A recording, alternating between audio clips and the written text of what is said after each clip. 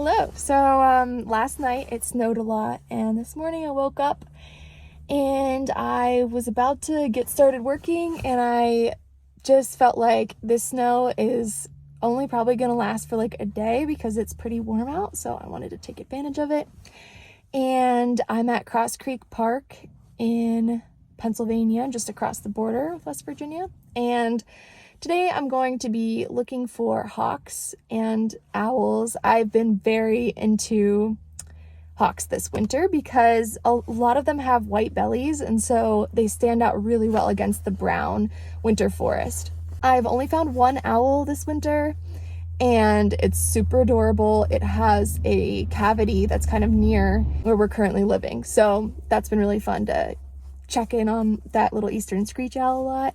And I've also found some like sharp-shinned hawks and red-shouldered hawks and Cooper's hawks, and yeah, so who knows. I feel like the hawks will be a little bit harder to see today because it's, white and snowy, and the white of the belly is normally how I see them from a distance and I'm able to watch them.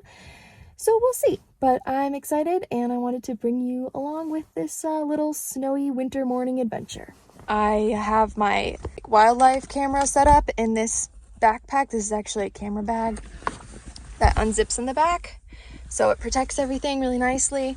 I'm bringing my tea, of course. I always bring tea on winter walks. My plan is, because it's kind of cold, I'm gonna just keep these out accessible, and then if I see something cool, I will get out my camera because I don't really want it to get snowy.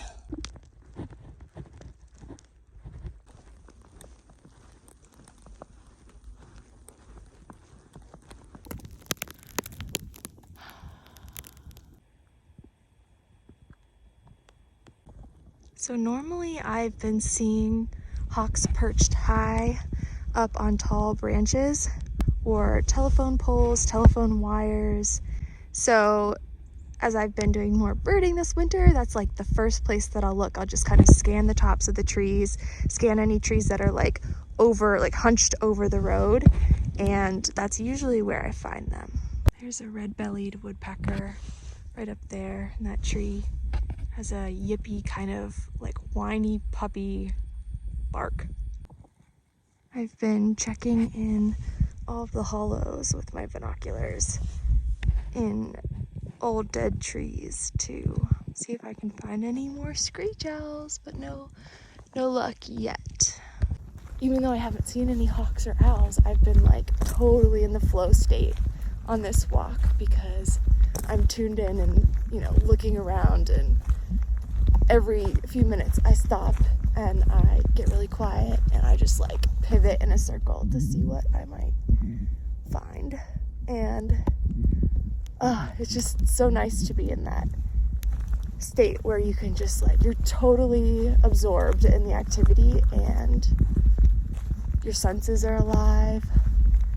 It's very invigorating for the soul. Tea time. So I was just thinking about how I've very slowly gotten interested in birds over the last few years. My first time being around people that were really knowledgeable and very passionate about birding was at Audubon Camp. I was the artist in residence there in 2019, and I was just surrounded by people that loved birds, and I was wow, this is a whole world that I didn't even really know about. So I was interested, and I learned a little bit while I was there about seabirds. And then since then, it's just been kind of taking off bite-sized chunks of information at a time. I'm not someone who can look through flashcards and memorize a whole bunch of birds, or sit down with a CD or playlist of bird songs and memorize that way. I'm really bad at retaining facts like that. So for me, I've had to just really structure my learning around what birds are currently interesting to me, and also what birds are readily available for me to have these in-person observation experiences with. So first I started, I think it was around 2020, I started noticing that winter which birds were permanent residents of the area where I was living. And I tried to just, get a little bit familiar with their calls and, what they looked like and everything.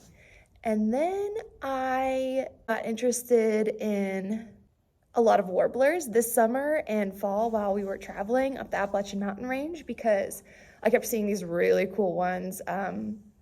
Cerulean warblers, black and white warblers, black-throated greens, like just tons of them.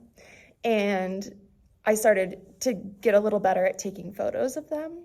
Now I am very curious about hawks and falcons and owls, because that's what I've been seeing around here this winter. Over Christmas, or a little before Christmas, we traveled to Columbus and I counted 19 hawks or falcons or whatever they were, but big birds of prey, perched along the interstate while I was riding along. I was the passenger, so I got to birdwatch the whole time. So it's just been fun to not try to make myself be really into birds all at once, but just slowly easing in based on what I'm currently interested in. And yeah, it's been really fun and not overwhelming. So I'm happy to feel like I have a little bit of the bird fever, but it feels very natural to me. So yeah. I'm gonna get this bad boy and try to get a picture of the eastern bluebird. There's a beautiful male eastern bluebird up in this tree. Okay, so there are 2 ducks out there, way out there. And I was able to get one kind of blurry picture with my camera. And I think that I'll be able to identify them by my picture. We'll see. Grab my field guide later and try to figure it out. But one was all black and one had a black head and white sides and then a little bit of black down its back.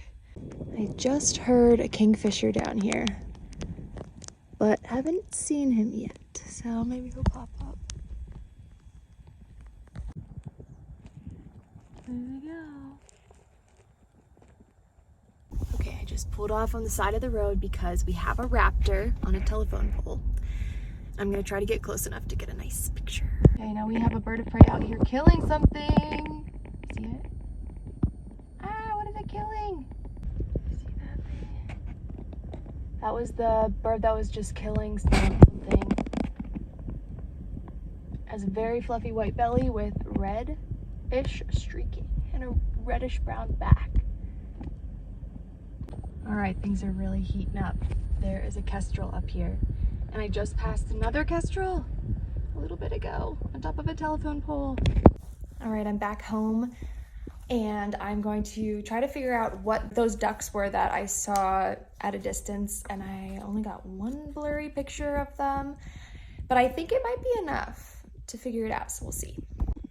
Okay, I think that the ducks that I saw were common mergansers. I think that the one that I thought was black, it was just so far away that the whole body looked really dark, but I'm pretty sure that that is what it is. I don't know what else it could be. And that's a wrap.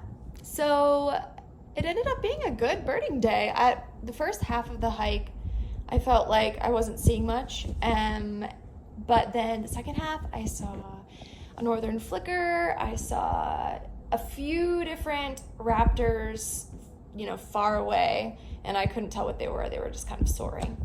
I saw a bunch of bluebirds, I heard a kingfisher, didn't see it. I saw titmice and a pileated woodpecker and lots of red-bellied woodpeckers.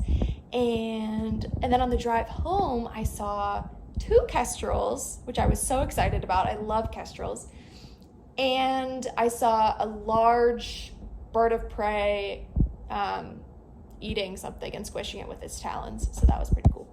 So yeah, it was a good birding day, and I hope that you feel inspired to go out and look for some birds.